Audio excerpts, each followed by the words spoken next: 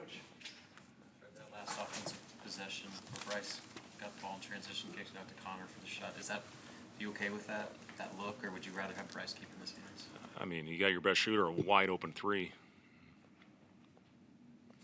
I guess beyond Bryce, didn't get a lot of help offensively, especially with scoring. I guess what do you think led to the struggles beyond him? I'll say this: I'm proud of the team. I'm proud of the guys for going out there and giving ourselves a chance. When you had about as poor an offensive night as you could possibly have, the ball doesn't go in the basket. It's not easy to continue to go out there and have a spirit defensively. But our guys fought like hell all game long to keep us in the game and to give ourselves a chance where we get a great look on a possession where there's under 20 seconds. So, you know, I'm proud of the guys for the way they went out there and fought and battled. And if we play like that with that type of energy, we're going to be fine. We're going to be just fine in these last 3 games heading into the postseason.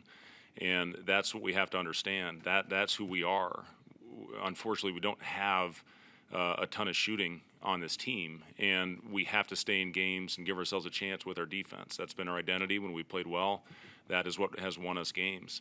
So, you know, I think without Bryce and then, you know, Sam goes 2 for 2, we're 5 of 39 with the rest of our team. That's not going to happen, especially when we had some point-blank ones right there at the rim, and I thought I had some pretty darn good looks. I'll go back and watch the film, but, you know, had some shots from guys that we will 100% take. So, you know, again, if we play with that kind of energy, that type of spirit, we're going to be fine. If we fall off with our energy, we're going to struggle. But we've got 2 days. You know, there's a rule. Some of these rules are just I don't get. But because we stayed over in Seattle, which is the right thing to do on our West Coast trip, we have to take 2 days off. We have to take an extra day. So these next 2 will be off. You know, the guys, I think most will come in and get individual work. That's how these guys are built. And we'll have a 2-day prep for a huge game next Saturday against Minnesota.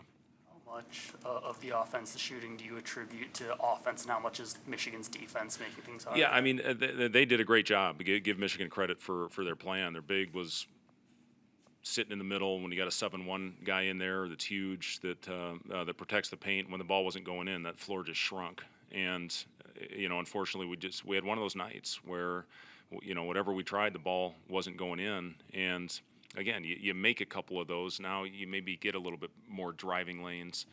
But, you know, unfortunately, we just could not make a shot to get Golden out of the paint or get their 5 out of the paint. And, you know, listen, Burke, I know offensively he didn't make a basket, but you see the impact he has on the defensive end. Our rebounding improves with Burke on the floor. You know, Jawan didn't have a great offensive night, but he guarded his ass off out there. So, you know, if we hit a couple of those shots, again, that's going to open things up to get to the basket. And, you know, unfortunately, when we did have looks in there, we didn't make them. And, you know, that we got a little rushed in the first half, going off 1 foot, didn't come in under control. When we did in the second half, we missed them. So, you know, we'll hopefully have a couple great days of preparation going into the next one. That's all we can do. All we can worry about is the next one and put this one behind us. Going up against that size, you know, in the interior, you mentioned the close misses near the basket. Do you feel like at times guys are maybe anticipating a block coming and that maybe leading to some of those? I thought we anticipated contact on a few of those. You know, I thought we launched into them as opposed to, again, to coming in and if you don't have the angle, if you don't have the advantage, we work on a drill every day to reverse pivot and hit the guy on the pull behind, and we just did not make enough of those plays. When we did get, again, some open ones by some good shooters, unfortunately the ball didn't go in the basket. But, yes, I thought we anticipated contact when we drove the ball into the paint. And, you know, again, you got to be strong in this league if you're going to finish at the basket. We obviously didn't do a very good job of that. You mentioned heading into this game that you were doing some damage control of just trying to keep emotions, you know, level.